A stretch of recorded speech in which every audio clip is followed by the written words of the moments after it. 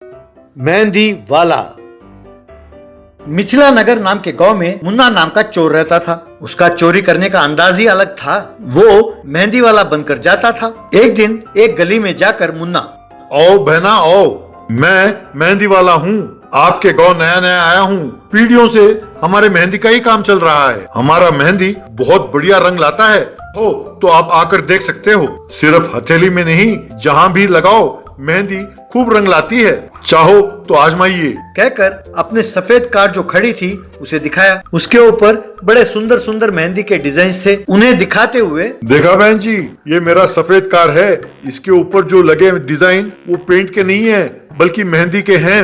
ये हमारा खास तैयार किया हुआ मेहंदी है, केवल हथेली पर नहीं, कार में और किसी भी सतह पर ये बहुत खूब रंग लाता है। आपको हजारों रुपए खर्च करके अपने कार में स्टिकर लगाने की जरूरत नहीं है। आप मुझसे मेहंदी लगवाएंगे तो आपके कारों में लेटेस्ट और कलरफुल डिजाइन आ जाएंगे। ये सुनकर लोग, अरे वाह, बहुत बढ़िया है।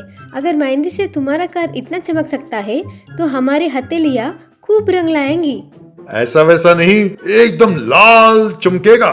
चाहो तो मेरे हथेली देख लो आप। कहकर दिखाया तो मुन्ना के दोनों हथेली एकदम लाल खूबसूरत डिजाइन के साथ सजा हुआ था। ये देखकर मैथिली, अरे वाह, कितना सुंदर डिजाइन है, बहुत बढ़िया डिजाइन है। ये आपके हथेली में किसने बनाया? मुझे भी ऐसा डिजाइन बहुत पसंद है, लेकिन हमारे गांव में इतना सुंदर डिजाइन बनाने वाले कोई है ही नहीं। वो देखिए, सोनाक्षी है ना, वो अकेले इस गांव में मेहंदी लगाती है। इस बात का उसे बहुत घमंड है। उसके अपॉइंटमेंट के लिए हमें काफी देर प्रतीक्षा करना पड़ते है। आपको चिंता करने की जरूरत नहीं है। जब मुन्ना है तो क्या गम है। एकदम बढ़िया डिजाइन कैसे बनाना है आपको आधे घंटे में सिखा दूंगा। चलिए आपके घर चलते हैं। कहकर उसके घर गया। आपके घर में कोई है नहीं क्या? नहीं नहीं, सब खेत में काम करने गए। कोई बात नहीं, आप जरा यहाँ आकर बैठिए। आपको जैसा डिजाइन चाहिए बोलिए, मैं अभी सिखा देता हूँ। बहुत आसान है, जरा अपना हथेली बढ़ाना। कहकर उसके हथेली में एक खूबसूरत सा डिजाइन बनाया।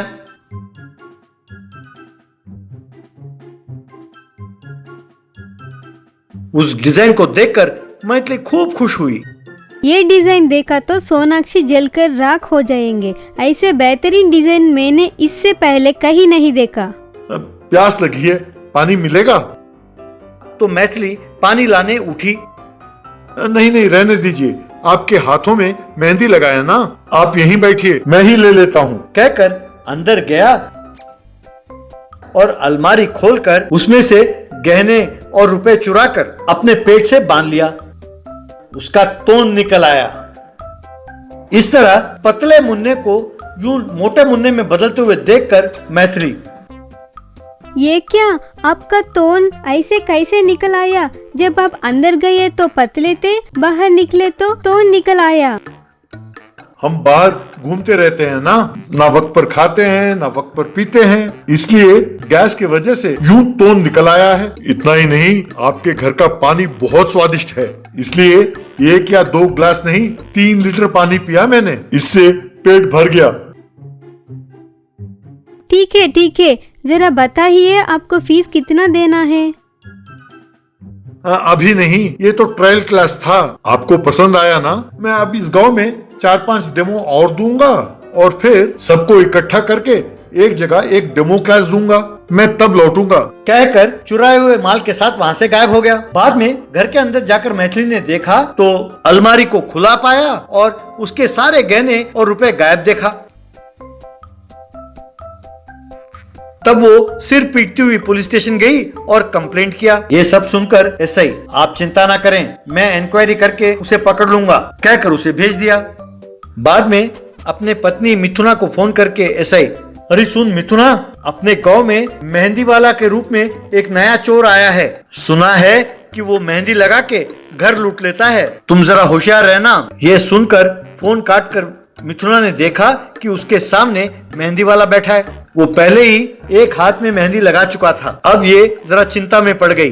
अपने सूझबूझ से काम लेते हुए मिथुना अपने पति एसआई से, हाँ जी सुनिए, हमारे घर को एक मेहंदी वाला आया है। वाह क्या डिजाइन बनाती है। अभी अभी एक हथेली में डिजाइन लगाया इसने। अगर आप भी जल्दी आइए तो आपके हाथ में भी वो डिजाइन लगाएगा। कहते हैं कि मर्द भी लगा सकते हैं। क्या बढ़िया डिजाइन बनाती है वो।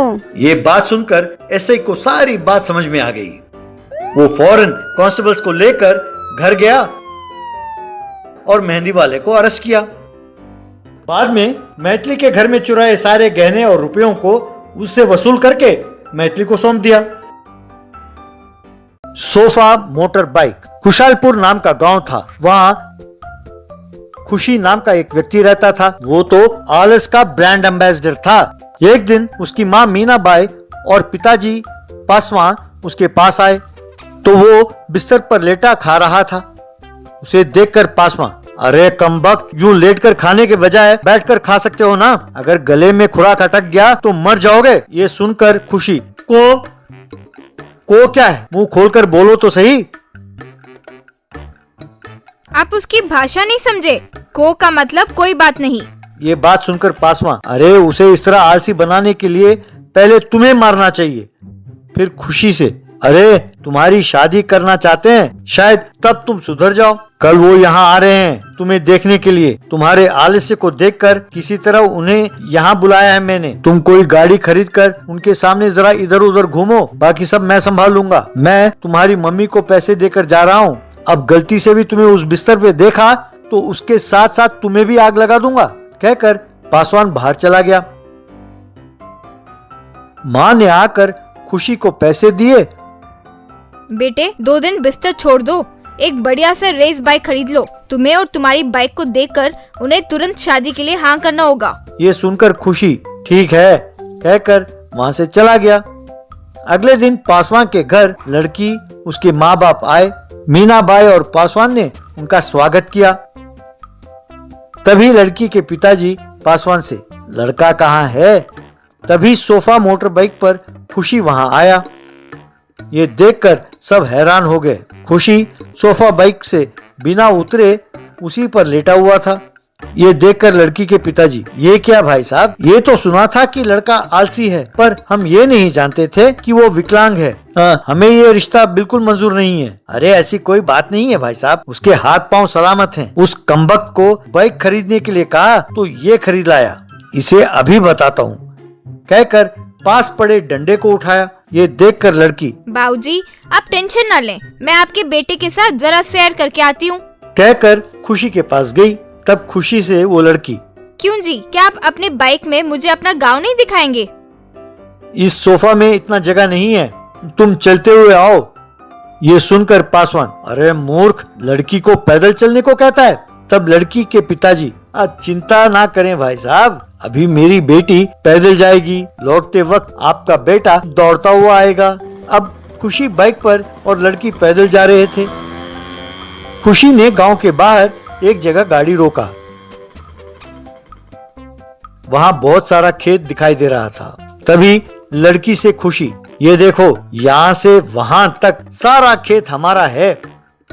अरे वाह, आपका काफी जायदाद है। आप सोफा ही नहीं बिस्तर बाइक तैयार कर सकते हैं, उसमें भी जा सकते हैं। एक बार अपनी गाड़ी की चाबी देना, देख कर देती हूँ। खुशी ने गाड़ी की चाबी उसे दिया। क्यों जी, यहाँ कोई शेर आता है क्या? शेर? हाँ। वाह, आप कितनी किफायती हैं। आपने यही कहा ना कि शेर? हा हा हा, मैं भी आपकी भाषा समझने लगी हूँ। तभी उनके पास एक शेर आकर खड़ा हुआ। उसे देखकर लड़की डरकर भाग गई। तब खुशी भी डरते हुए चाबी ढूंढने लगा, पर वो नहीं मिला। खुशी शेर को देखकर अपने मन में, वैसे ये ऊपर तो चढ़ेगा नहीं, इसके जाने तक सोफा पर सोते हैं, यूं सोच ही रहा था कि शेर सोफा पर चढ़ गया। बस खुशी नीचे कूदकर भागने लगा। शेर उसके पीछे जाने लगा। वो भागता रहा, शेर पीछा करता रहा। यूं भागते भागते अपने घर के पास जाकर घर के चक्कर लगाने लगा।